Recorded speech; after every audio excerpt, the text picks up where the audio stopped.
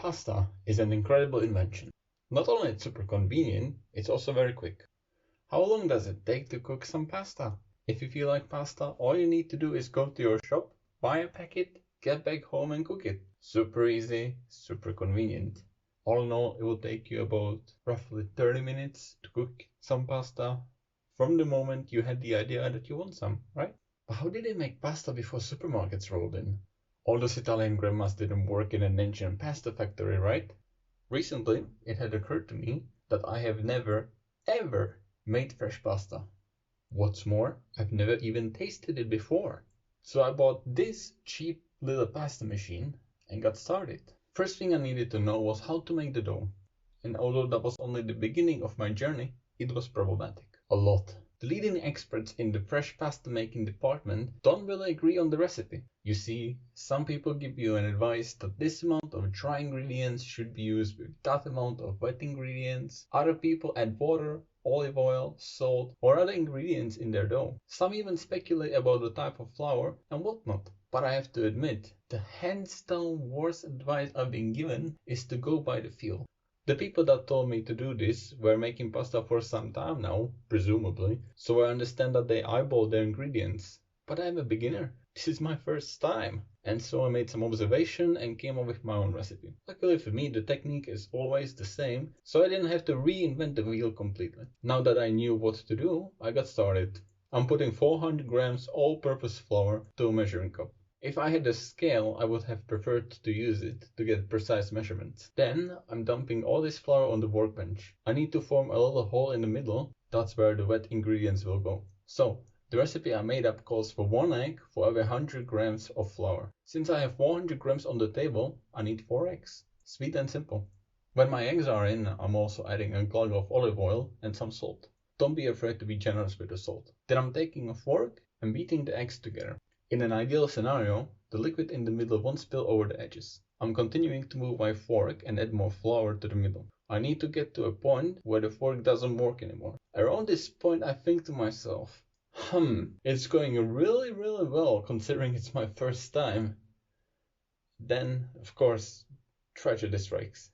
My liquid center starts oozing to almost every direction. I'm trying to save it at first, but give up and switch to a chaos mode.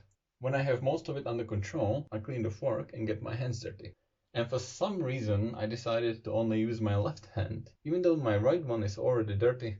Now, unlike bread dough, pasta dough is stubborn. Incorporating the flour I have left on the workbench into it is pretty difficult. It's also advised that the dough be kneaded for 8 to 14 minutes to develop the gluten inside, so I decided to go for 10 minutes. And at first, I had the feeling it's too sticky. I knew from my research that this is going to happen, so I didn't add any extra flour. And I am happy I didn't. I also started regretting my decision to only use one hand. It's very hard to knead this dough. I didn't expect it to be such a workout, but here we are.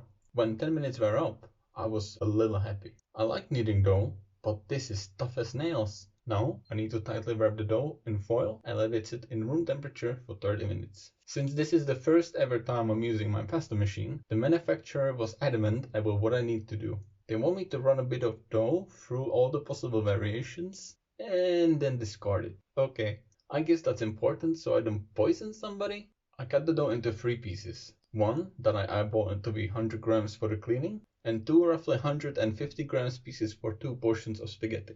But we'll talk more about portion size later. Because of the manufacturer's instructions, I got the opportunity to get a feel for the process and the machine. So I was pretty happy I had to do this in the end. When that's done, I have to start with my actual dough. I run it through the machine on setting 1, which gets me this nice sheet. At this point, I'm also folding the dough and running it through setting 1 again, repeating the process 2 to 3 times. Since then, I've abandoned the folding of the dough. I don't see any difference, except the edges are rectangular-like when you fold it, instead of weird triangles when you just feed it through. When I'm done with setting 1, I jump to setting 3. I let the dough go through each setting at least twice. Then it's a bit random. Sometimes I go straight to 6, other times I do one setting in between, usually 5. I never go over 6 though. I think that would make the dough a little too thin. As I finish rolling the individual sheets, I put them on the workbench. They are also overlapping a little bit. The key to success in this stage is to flour liberally. There's no need for more flour in the dough, but you don't want it to stick. It can stick to the workbench, to other rolled dough, or to the machine. Now that I have all my dough rolled out, it's time to cut. I'm putting the cutting piece on the base machine, and then I'm feeding the dough through to cut it. When you finish cutting, remember to flour it again and curl it into a ball like so. When you have all your pasta prepared, set a timer to 15 minutes. You need to leave the dough sit for that time so it dries out. If you floured it properly, the noodles won't stick to each other in this stage. In the meantime, it's time to get the sauce ready and the water boiling. I'm using spaghetti and meatball sauce from my previous video. When cooking fresh pasta, the water should be, as the original pasta makers say, salato come il mare, salty as the sea.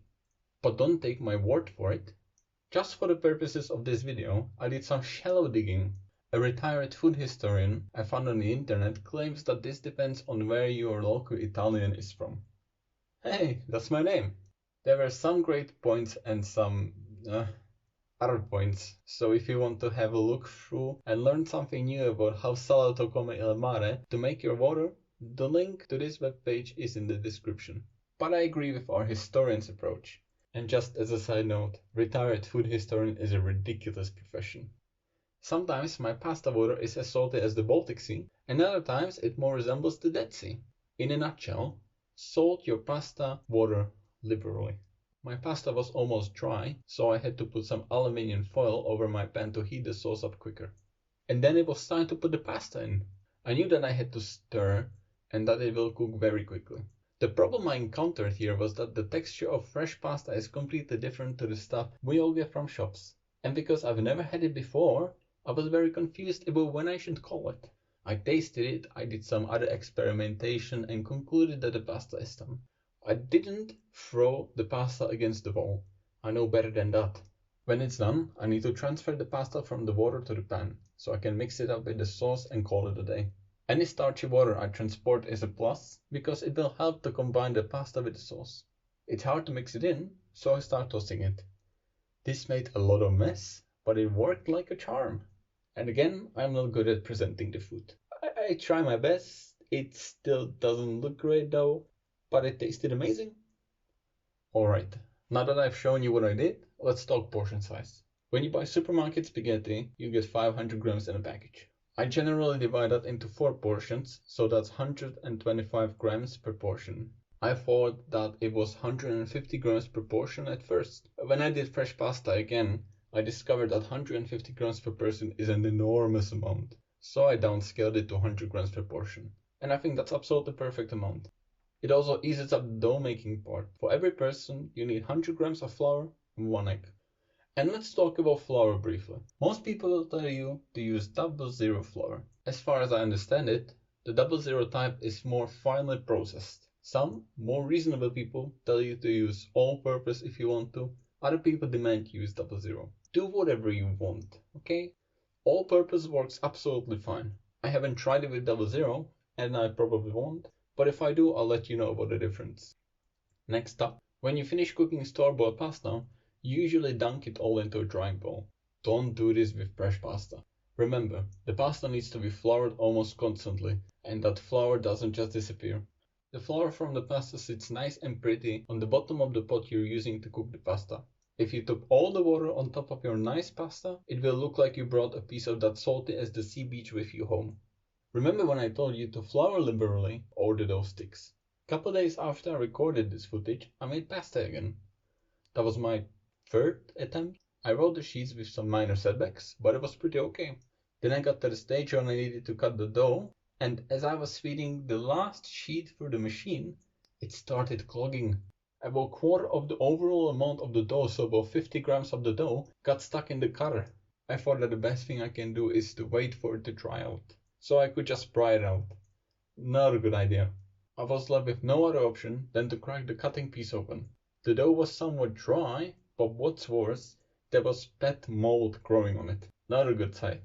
I scrubbed the machine clean, and I was really surprised to see that the cutting piece has over 30 components to it. The manufacturer told me to clean it with a wet towel. I'm not sure how much that's going to do in the long run, but I guess I can just take it apart every now and then to give it some proper cleaning. So, just to conclude, even though this was my first time making fresh pasta, it's been my best attempt to this day. Beginner's luck, I guess. I would recommend you try this as well. Pasta machines are surprisingly cheap, or you could just use a rolling pin to roll the dough and cut it with a knife. I was afraid to try this, especially because I had no emergency store-bought pasta in the kitchen. But you know what? I'm happy I tried it, and you should too, because after all, cooking at home is easy.